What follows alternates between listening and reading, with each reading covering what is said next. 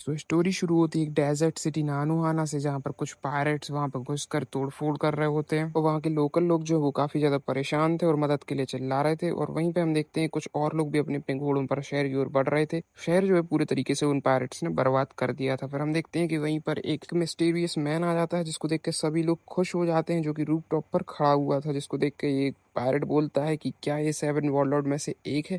फिर वो लोग बोलते हैं कि ये क्रोकोडाइल है, जो कि हमें बचाने के लिए यहाँ पर आया है। फिर क्रोकोडाइल उन पायरेट से बोलता है कि इस शहर पे हमला करके तुम लोगों ने अच्छा नहीं किया और इसका खामियाजा तुम्हें भुगतना होगा। फिर वो पायरेट्स बोलते हैं कि चुप रहो, तुम एक सरकारी कुत्ते के अलावा कुछ भी नहीं हो। फिर क्रोकोडाइल बोलता है कि जो भी लोग जिंदा रहना चाहते हैं वो जमीन पर लेट जाओ। पर वो पायरेट्स जो थे वो कुछ मानने के लिए तैयार ही नहीं थे। पर क्रोकोडाइल जो है गुस्से में जंप मारता है और नीचे आ जाता है और सभी लोग उसके अंदर खंजर घुसा देते हैं। पर हम देखते हैं क्रोकोडाइल पर तो इसका कुछ असर ही नहीं हुआ और फिर वो अपने सेंट फ्रूट की पावर की मदद से एक जोरदार हवा में रेत का बवंडर बनाता है और सभी लोग उसमें उड़ने लगते हैं। और फिर हम देखते हैं कि क्रोकोडाइल जो है सभी को हरा के वहां से चला जाता है और फिर सभी लोग क्रोकोडाइल को चीयर करने लगते हैं और कहते हैं कि क्रोकोडाइल हमारा हीरो है। फिर हम देखते हैं ये खबर किंग कोबरा तक पहुंच जाती है और किंग कोबरा कहते हैं जब तक सारे सिटीजन सेफ हैं हमें क्रोकोडाइल से कोई भी परेशानी नहीं है। और दूसरी तरफ हमारे स्ट्रॉ हैट्स जो है वो गोइंग मैरी पर एलावेस्टा की ओर बढ़ रहे हैं। और तभी सांजी लूफी से पूछता है कि सभी लोगों को हिस्से का खाना ऐसे अचानक कैसे गायब हो गया। तो लूफी अपना गूफी फेस बना के बोलता है कि मुझे इस बारे में नहीं पता, तुम किस बारे में बात कर रहे हो। और सांजी लूफी का झूठ पकड़ लेता है और उसे एक जोरदार किक मारता है। आगे हम देखते हैं पानी में से कुछ सफेद धुआं जैसा उठने लगता है, जिसको देखकर नामी बताती है कि ये एक हॉट स्ट्रीम है जो कि समुद्र के नीचे ज्वालामुखी के फटने से बनती है। फिर स्ट्रॉ हैट्स का शिप उस हॉट स्ट्रीम के अंदर चला जाता है, जिसके पीछे मिस्टर टू का शिप भी उस हॉट स्ट्रीम के अंदर चला जाता है और वहां से मिस्टर टू जो है गायब हो जाता है। फिर लूफी मिस्टर टू को मछली समझकर पकड़ लेता है, पर उसको तैरना नहीं आता है, इसलिए लूफी उसको शिप के अंदर ले लेता है। फिर मिस्टर टू सभी को थैंक यू बोलता है और बताता है कि मेरा नाम बॉन है और मैंने एक डेविल फ्रूट खाया था, इसलिए मुझे तैरना नहीं आता।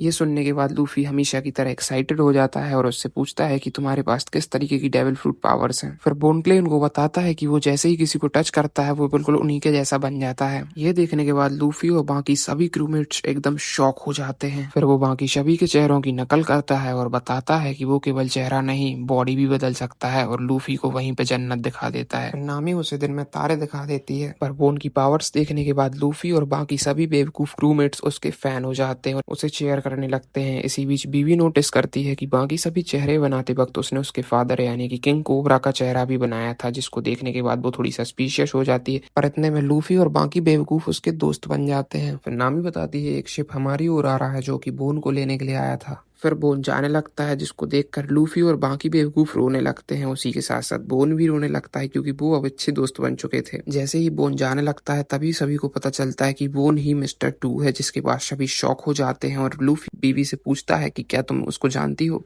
फिर बीवी बताती है कि वो उनको और उनकी पावर्स के बारे में नहीं जानती, पर उसने उसके फादर का चेहरा बनाया था। फिर नामी बोलती है कि अब हम बहुत ही बड़ी प्रॉब्लम में फंस चुके हैं। पर जोरो बहुत ही कॉन्फिडेंट था और बोलता है कि टेंशन मत लो, मेरे पास एक प्लान है। और दूसरी तरफ बोन बहुत ही खुश था क्योंकि आज उसने कुछ नए दोस्त बनाए थे। फिर हमारे स्ट्रॉ हैट्स पर अचानक से एक सीकिंग अटैक कर देता है, जिसको देखकर ऊसप और चॉपर की तो फट जाती है। पर हमारे कैप्टन और वाइस कैप्टन को तो उसमें अपना खाना दिखाई देता है, जिसको देखकर तो सीकिंग की फट जाती है। फिर सांजी भी वहां पर आ जाता है और हमारा ओजी ट्रियो एक बार फिर एक्शन में आ जाता है और वो सीकिंग को पकड़ने ही वाले थे, पर बीवी उनको रोक देती है। बीवी उनसे बोलती है कि तुम सीकिंग्स को नहीं खा सकते, लोग उनसे डरते हैं भाई। फिर हमारा ऊसप बड़ी बड़ी फेंक रहा होता है, तभी बीवी बताती है कि ये सी कैट इस बात का सबूत है कि हम एलावेस्टा आइलैंड के बहुत ही करीब हैं। और तभी हम देखते हैं कुछ शिप दिखाई देते हैं, जिसको देखकर बीवी बताती है कि ये ब्रूक वर्क्स के सबऑर्डिनेट्स हैं जो कि ऑफिसर्स के अंडर में काम करते हैं, जो कि बाउंटी हंटर्स से भी कहीं गुना ज्यादा खतरनाक हैं। और तभी जोरो बोलता है ये तो कुछ भी नहीं है। फिर हम देखते हैं सभी लोग अपने अपने हाथों पर ये सफेद पट्टी बांधने लगते हैं। फिर नामी बोलती है कि इससे हमें ये पता चल जाएगा कि हम में से कौन असली है और कौन नकली। तभी सांजी पूछता है कि क्या सच में वो क्लोन फ्रूट यूजर हमारे जैसा बन सकता है। फिर वो सब बताता है कि हाँ वो बिल्कुल हमारे जैसा बन सकता है। तभी चॉपर बोलता है कि मैं भी तुम्हारी पूरी मदद करूंगा। फिर हम देखते हैं कि एक आइलैंड दिखाई देता है और नामी कहती है कि हमें नानोहाना टाउन पहुंचकर शिप को छुपाना होगा। तभी लूफी बोलता है चाहे कुछ भी हो, ये जो पट्टी हमारे हाथों पर है ये हमारी फ्रेंडशिप का साइन है।